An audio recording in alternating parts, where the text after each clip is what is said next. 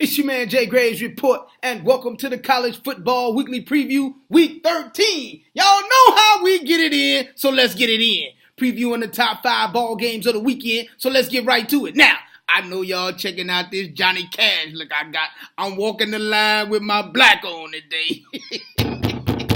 Hey, let's go to the first ball game. We got crazy games this weekend. All ranked opponents playing each other. Or we got rivalry games. But the rivalry games this year are all ranked opponents. So this is going to be good. Now, let's go down to the Big 12. We got number 7, Baylor, goes into Fort Worth to play number 19, TCU. Now, Baylor comes into this ball game coming off of a huge win last weekend. Beat the brakes off Oklahoma State to solidify an opportunity to still win the Big 12. It's a slight chance they could win the Big 12. But here's the deal. Now, third-team quarterback Chris Johnson is going to get the start this weekend because Jared Stickman was hurt last weekend. This done came out, went to work last week, threw 2 touchdowns in a backup role. So now, these guys they the real deal.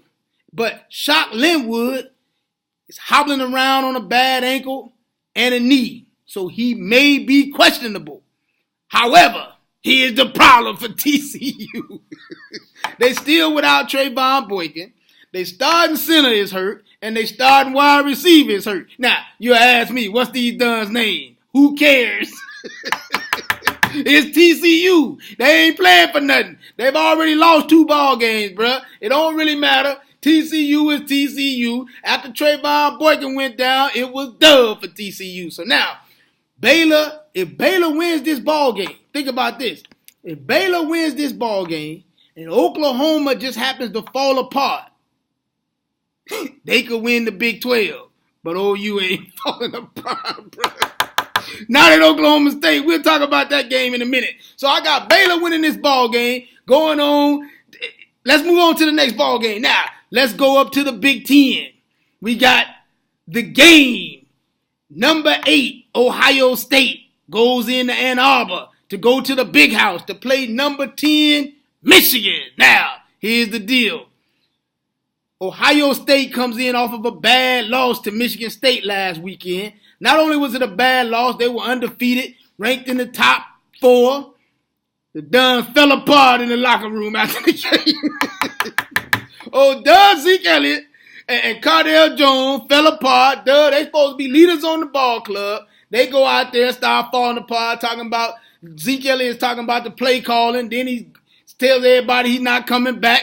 And Cordell Jones got the nerve to tell boys, I'm not coming back. Now, what I want to know, Cordell, where you going, bro?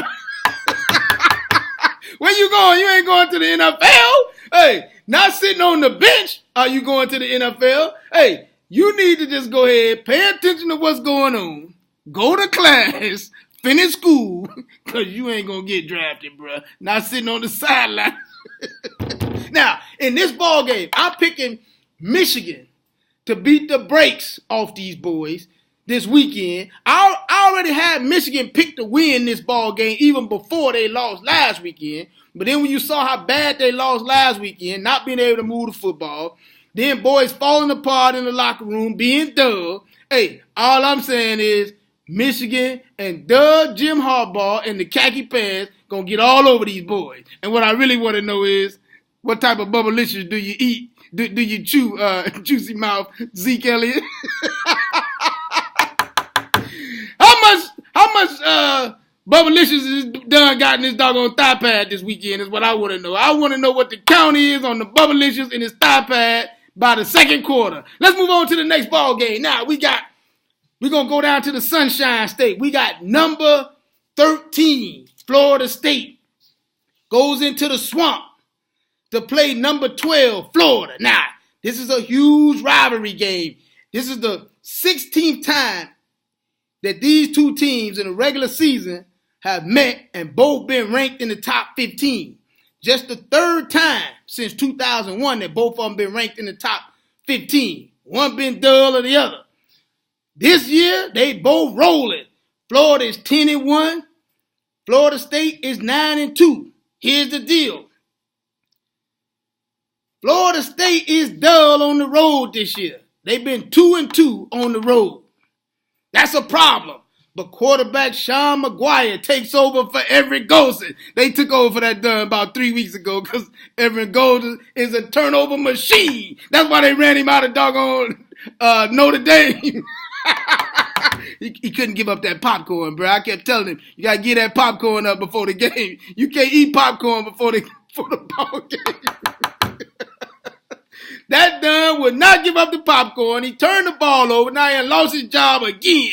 How you lose your job at 2 doggone universities? It don't make sense. Now, I'm looking at Florida is 9-1. Get ready to play for the SEC championship. They got to show up in Atlanta in a few weeks and next week and play Alabama. They 10-1, but they dull on offense. They got the 100th ranked offense in total offense in America. They rank 80th in scoring. Why?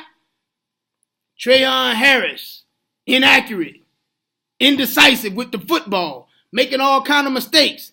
This might be a problem for Florida in this ball game, even though they playing at the crib. They may have problems with Florida State, but because they playing at the crib, I'm gonna give an edge. No, I'm not. Florida State wins this ball game. Chief Osceola and Renegade ride in this ball game. Why? Because Florida State is just going to take care of business on these boys. Let's move on to the next ball game. Now, let's talk about number 6, Notre Dame.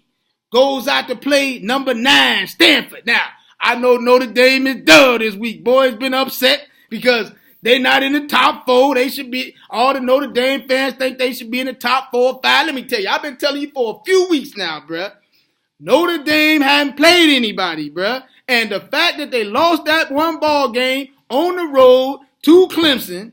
First of all, Clemson's the only doggone team they played all year, and they lost the ball game. They had 3 turnovers, 3 interceptions, dull fumbles, falling apart in the mud. Think about this. Last weekend, they went up to doggone Boston College, turned the ball over 5 times, barely get out of Boston College alive, beat them by 3 points, bruh. No way we're going to put you in the top 4.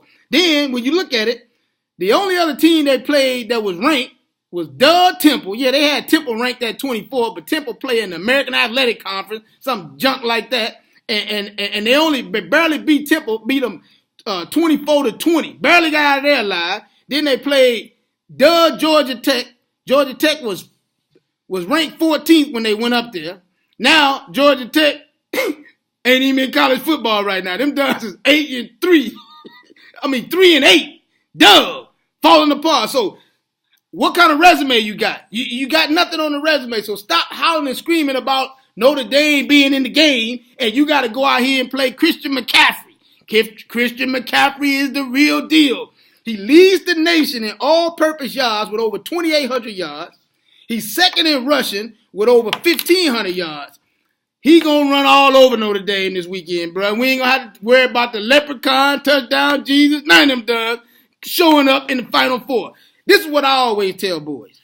You'd rather not show up in the Final Four than show up in the Final Four and get embarrassed while everybody's watching. You follow me? So if you don't show up, nobody know that you dug.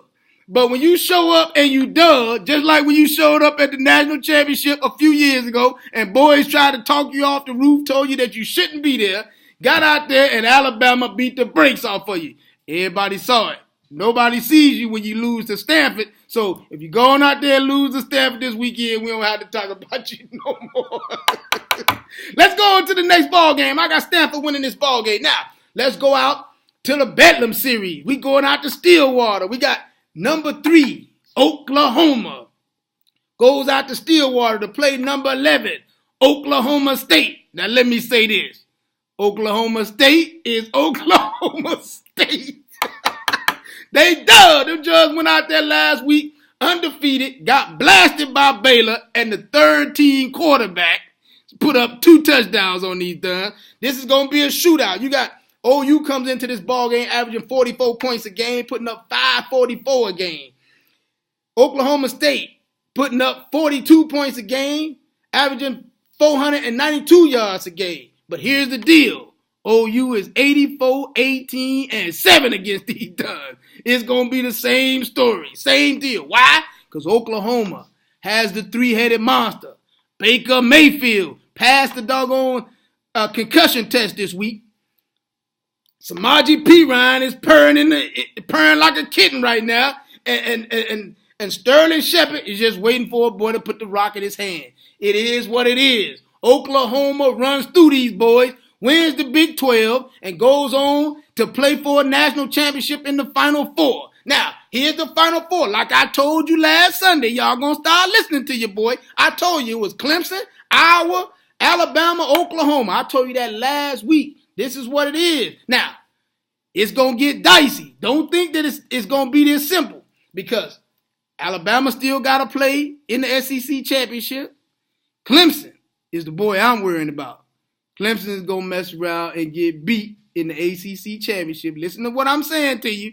Get beat in the ACC championship against North Carolina. North Carolina ain't lost but one game, bro. Listen to what I'm saying to you. Then it's going to get dicey. It's your man, Jay Graves Report from TheJayGravesReport.com. Or you can hit me up on Twitter at JayGravesReport so you can holla at your boy.